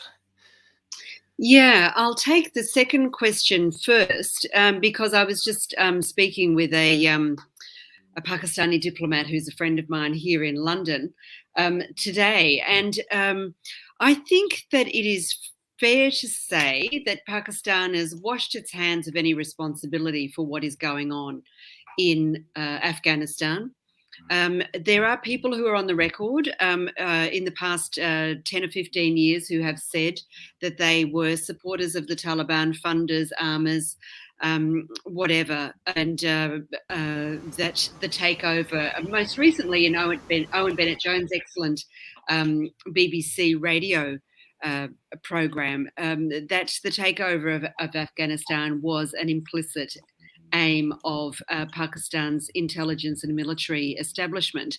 I think that, denials aside, their involvement and responsibility for what has happened in Afghanistan in the past, well, let's say 5 months, but certainly 20 years. I was going to say 20 years, yes, plus. no matter how much they deny it, it's a fact. And while the Pakistanis are going to be dealing with their own problems of terrorism, which is really spiking over the past year, has really spiked, and economic implosion because their economy is it's in a very bad shape. They fear terribly the probability really of an influx of more refugees over the Torkham and Spin Boldak borders, because they will have to look after them financially and territorially. But where does India come in on that? I think Christine went into that in detail earlier, that Pakistan is not going to give any brook to, and through the Taliban, is not going to allow India to be proactive on any level in Afghanistan. That's literally getting the planes across the airspace. It's a logistical issue. Everything. Everything. But for a long time, India was the biggest donator. You know, it had $1 billion, and it was soft power infrastructure building. Medical, you know, they had doctors based there. I think that's all over. Yeah. Listen. And the first question, what was it? I think we're running out of time. So if we could leave you there, because I've got Peter Cornish has a question, which I want to give, if Arne Strand can answer this in 30 seconds or less. Big question. Given the current circumstances, how can the world support self-reliance rather than dependency for Afghans in the long term? I'm asking you that, Arne, because of your aid expertise. No, to me, that is the core of the question. But just one comment on Pakistan, because I haven't experienced one Afghan who is not want to be independent from Pakistan. So I think whatever Pakistan think they can hold an influence on Afghans, I think they are wrong in the longer run. And that same goes for the Taliban. And it's a bit now with this discussion on local governance. To me, the governance in Afghanistan is extremely important, and there are well-established communities locally. Enabling them, working with them, ensuring that assistance goes not only to them, but with them, is one way of ensuring the sustainability of it all. And that is why my worry of then having a kind of aid channel through the international system that is not being made accountable either to the Taliban, but to the Afghan population. They need to know what aid is coming through. They need to hold an influence on that. Then they will ensure that it's used in the best possible way. Then they will step on and use their own resources. That is in the longer run. Okay, because we have to move, can I leave that thought, is that the local government is the sort of one thing to think about there of Afghanistan's independence, and that because listening to all this throughout has been Barry Gardiner, Member of Parliament for a London constituency with many people there experiencing the Afghan crisis firsthand. His mailbox has been full. Barry is the chair of Democracy Forum and will now be summing up our discussion and hopefully giving us a way forward. Barry? Humphrey, thank you very much. I think I've written more notes on this Democracy Forum than on any previous. And it's a testimony to the evidence that we've heard from our speakers today. I thought Lord Bruce started off with giving us really important building block facts. Since August, the dire projections obviously have come to pass. I think taking power is one thing. Running a government is another. And we see this in all of the things that our speakers today have said about the 98% poorly nourished, 9.6 billion frozen, a 30% economic contraction in the economy of the country. He posed a fundamental question, which was posed again and again by different speakers. Do you cooperate or do you denounce?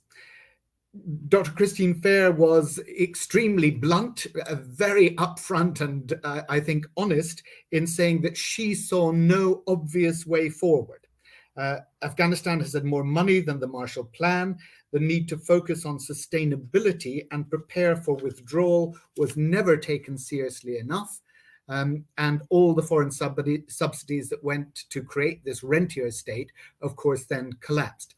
So again, she posed that question: how to aid the people without bolstering the Taliban government.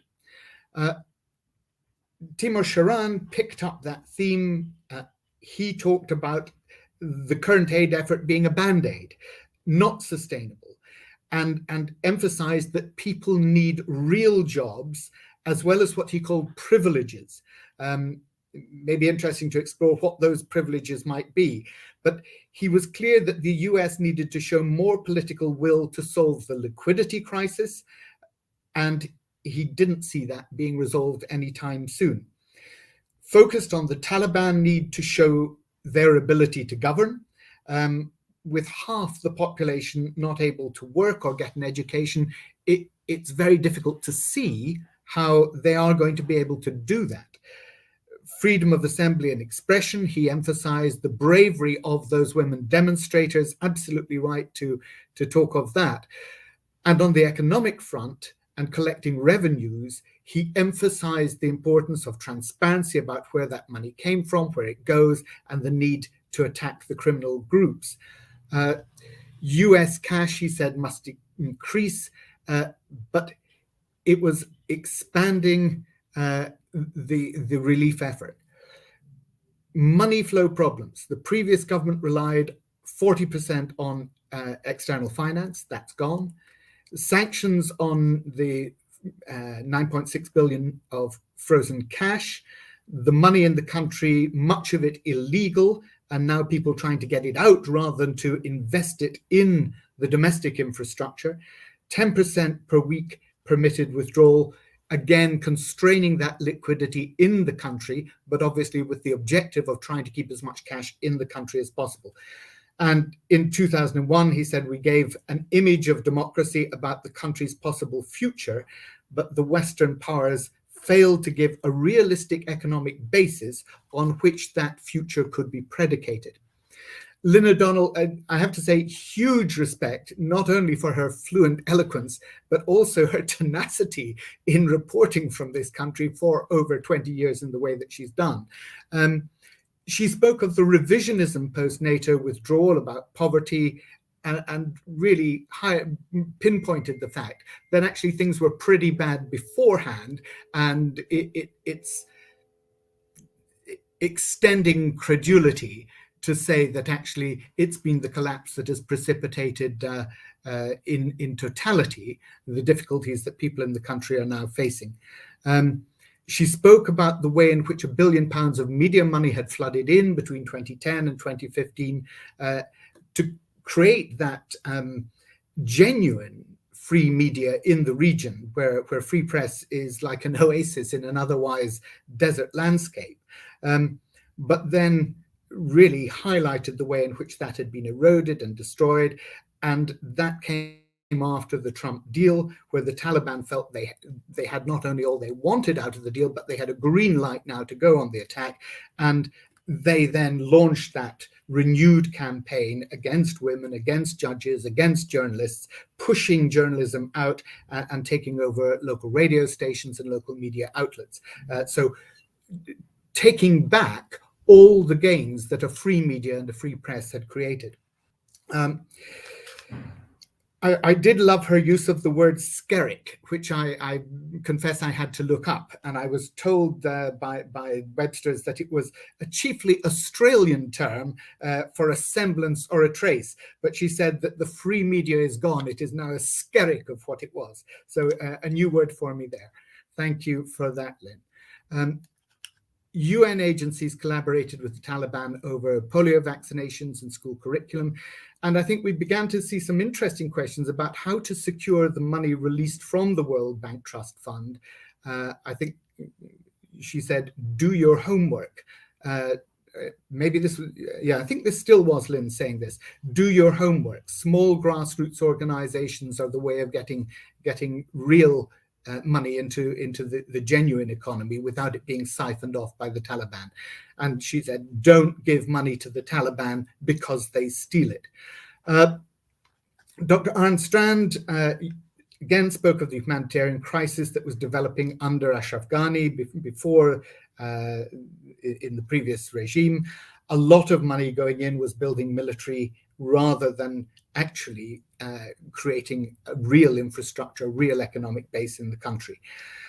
He spoke, I think, importantly about the private sector in Afghanistan needing that liquidity again. Difficult to find out what's going on, but he did point to some areas of light in that less war means supplies can be transported, and those projects of education are happening because of local pressure. And that, I think, is a really interesting comment, that is able to happen at that local level. Primarily a continuation of the previous administration at that regional level, he said, but only with the Taliban superimposed on top now. So the country needs desperately more reconstruction projects and not simply aid dependency. That was, I think, the overwhelming message that came from all of the speakers this afternoon, that aid dependency was not a solution. It had to be real economic reconstruction. But spend it on the people, not on military equipment that you don't need, because Americans left so much behind. I did think that was possibly the quote of the day, and a salutary lesson. So Arne spoke of the reconstruction and development as opposed to the starvation. And the meeting the desperate needs, health needs, and the hunger needs of the people, the food needs of the people. But he also said that Norway's $500 million a year contribution was mostly for aid and not reconstruction and development.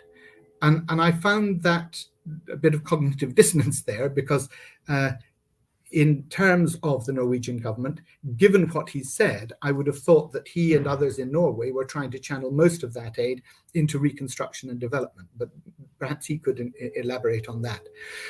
Jean-Paul Faguet, I thought gave a fascinating overview of the different structures. I did sketch them down, and I think I got the key points here, but I was so relieved when he said that he didn't expect this to be completely understandable because of the lack of time. And I think that was true of the original structures that he outlined. Sorry, that's a bell, which means I will have to go and vote in a minute, but I can finish off before I go.